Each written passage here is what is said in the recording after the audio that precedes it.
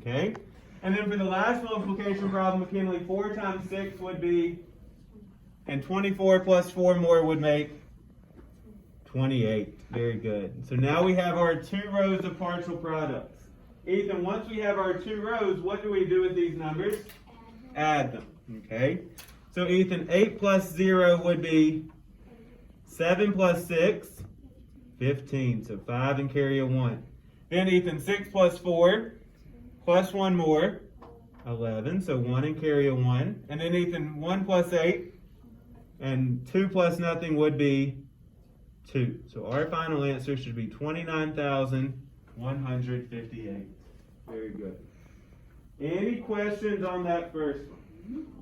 Okay. Let's go to number 2. But number 2, we're going to use that new strategy that we learned.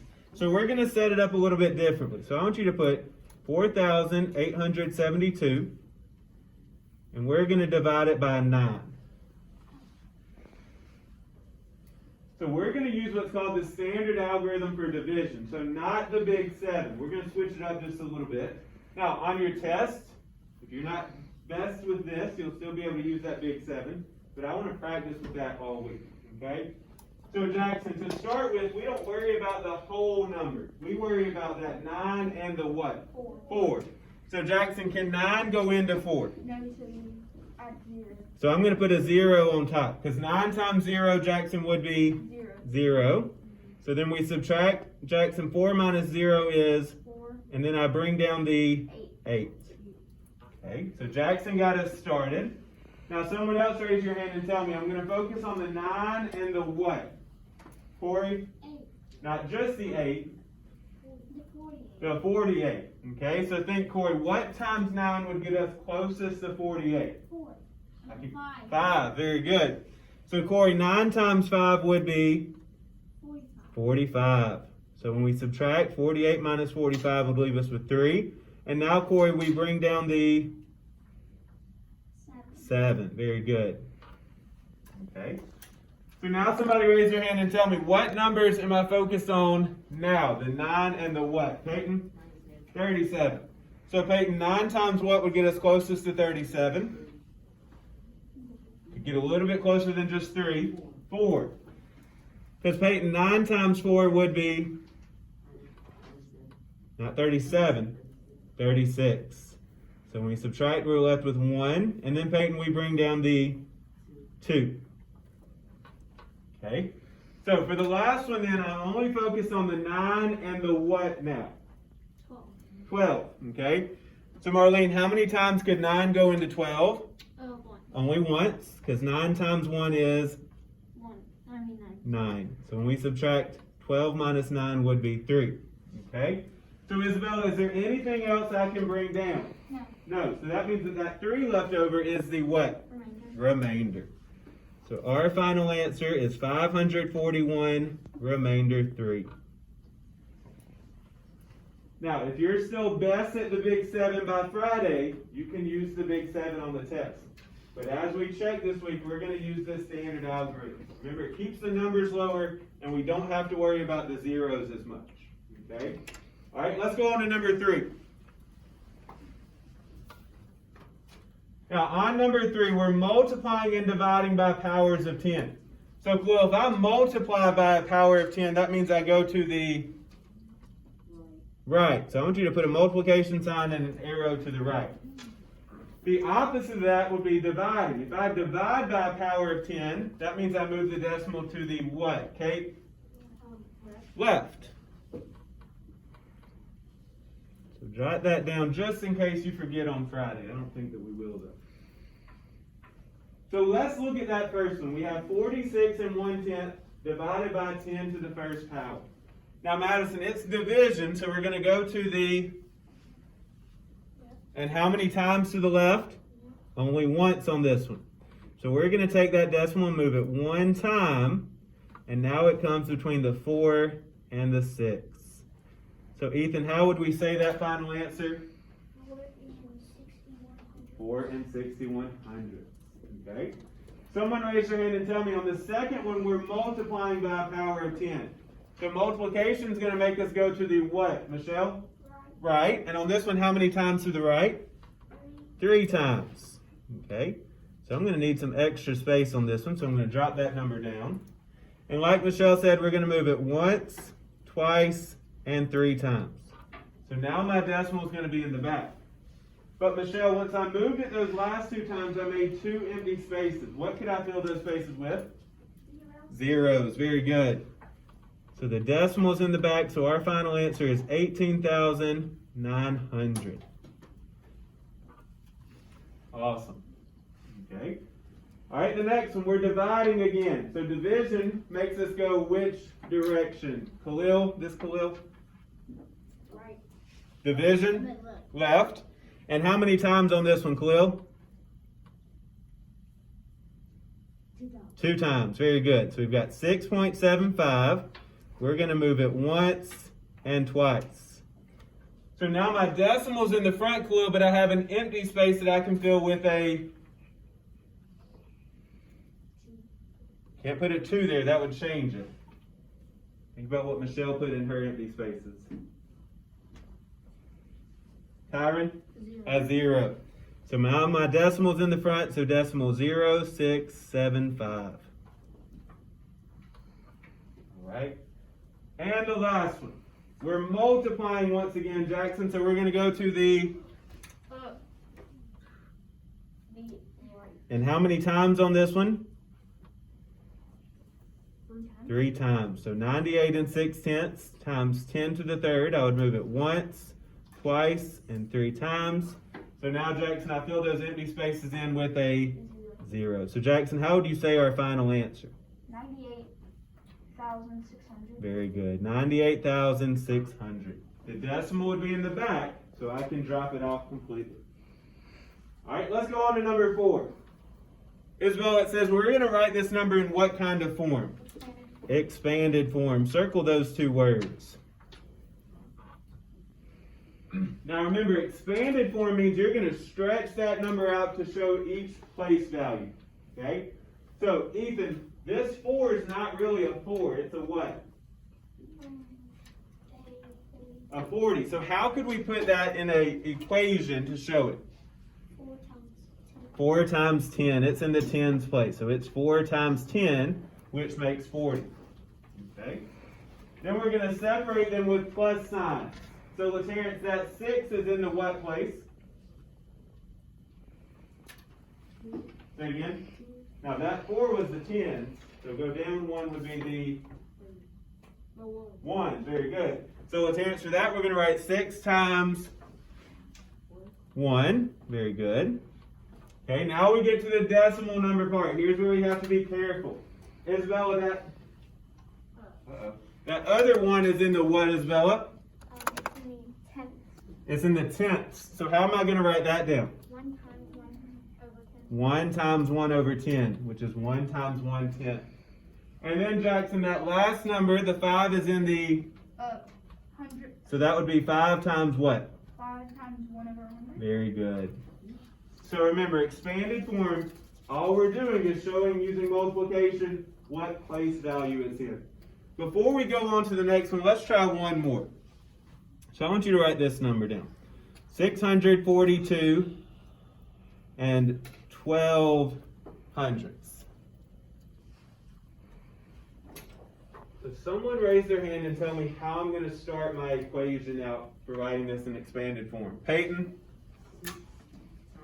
6 times 100, because that 6 is in the hundreds place. Okay, we're going to separate it with a plus sign. So McKinley, next would be 4 times 10, because that 4 is in the tens place. It's really a 40. All right, then Jackson, what would come next? 2 times 1. 2 times 1, because that 2 is in the ones place. Then we get to the decimal. Here's where you have to be careful. So Kate, what would come next? 1 times 1/10. 1 times 1/10, because it's in the tenths place. And then the last number, Ethan, would be what? 2 times 100. 2 times 100. Very good. So expanded form, as long as you know your place value, you should be able to get those right each time. Okay? Let's move on to number 5. Now, before we solve number 5, we need to talk about something.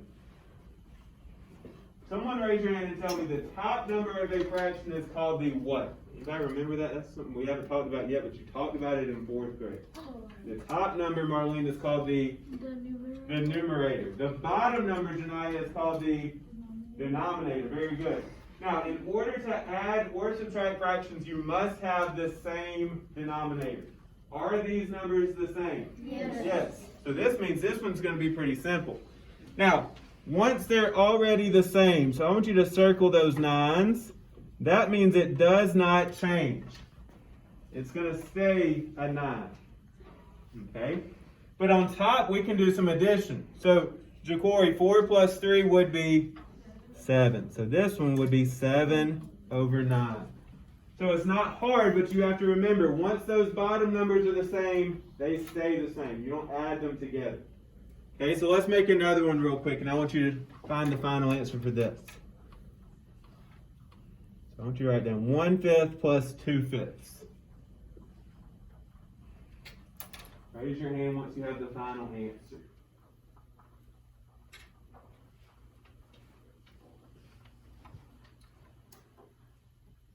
All right, so you be the teacher for just a second. Are you going to give me a 100 or a 0 for my answer? A 0. All right, what was my mistake? Somebody raise your hand and tell me. Ethan? You added 5. I added plus 5 plus 5. Remember, once those denominators are the same, they stay the same. So for this one, Khalil, that's Khalil, the final answer would be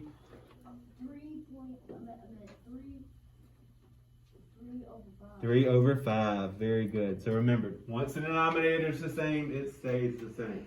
All right, let's go to the next one, number 6. We're going to round each of these to the nearest what, Kate? 100.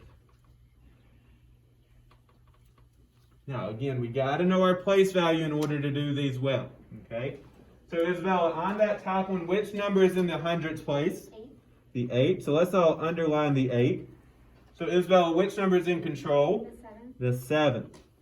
So, Isabella, what's going to happen to that 8 then? It's going to go up to 9. It goes up to a 9. So, 789 and 99 hundredths. Now, we're going to start something new this week. Before we said we add zeros to the back. However, this week I'm going to put stop the answer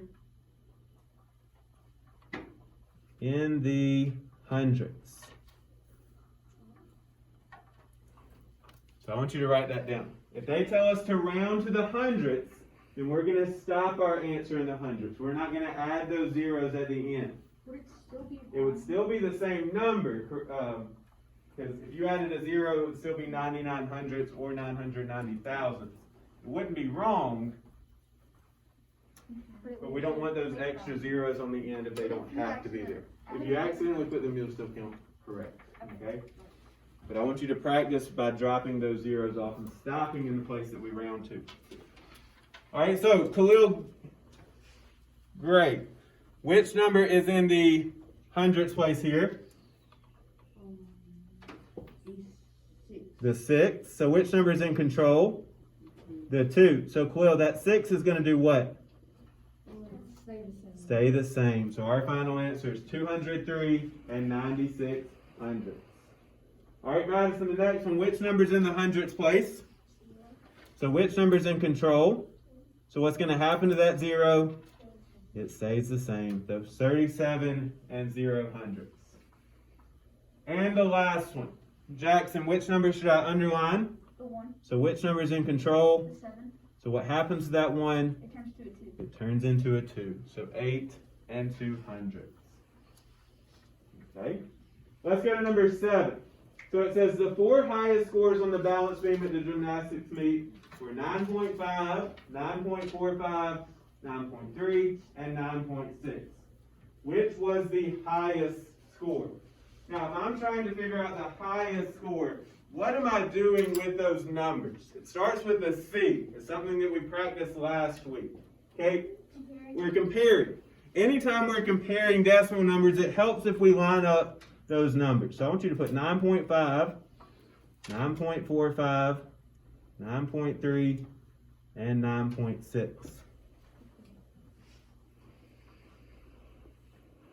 Now, to compare decimal numbers, it helps if they all end in the same place value.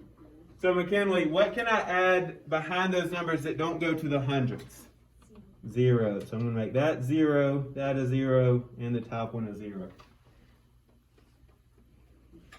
So now they're a little bit easier to compare. So someone raise your hand and tell me they all start with a 9.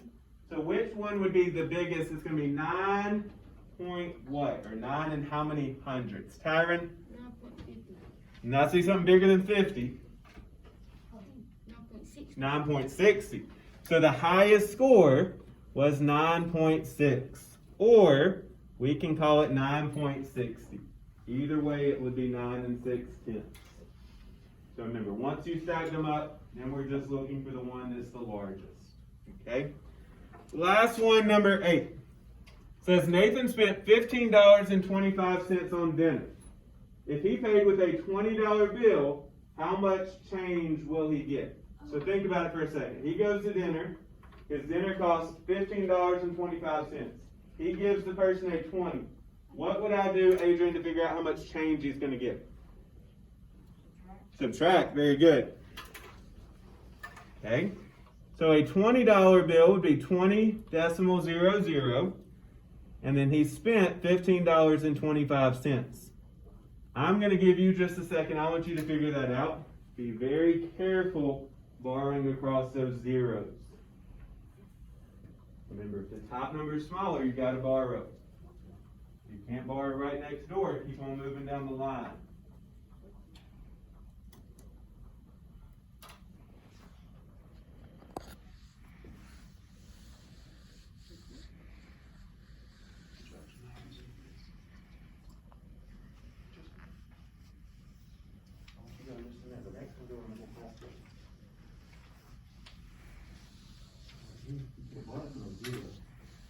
Remember, you cannot borrow from a 0.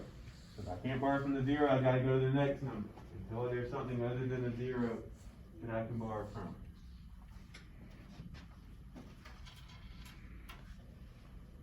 All right, so Janiyah, let's see. 0 minus 5. Can I do that? No. So I'm going to borrow from where? The 2, because I can't take anything from a 0. So Janiyah, that 2 is going to become a 1. So now I can give 1 to that 0 and make it a what? It would become a 10 and then a 9. Then this becomes a 10 and then a 9. But Janiyah, the last 0 stays a 10. Don't make it a 9 because you're not taking anything from it. So Janiyah, 10 minus 5, 9 minus 2, 9 minus 5 is 4. Our decimal comes straight down. So they should get $4.75 back from that $20 bill. Isabella? Can I just know because 20, if you, because four quarters is $1, and then 25 cents is 1 quarter, and then, 3 quarters is 75 cents, and then $1, and you can subtract. I see what you're saying. Yeah, you can do it that way. All right, listen carefully. What I want you to do, take that piece of paper and put it in the math section of your Bible.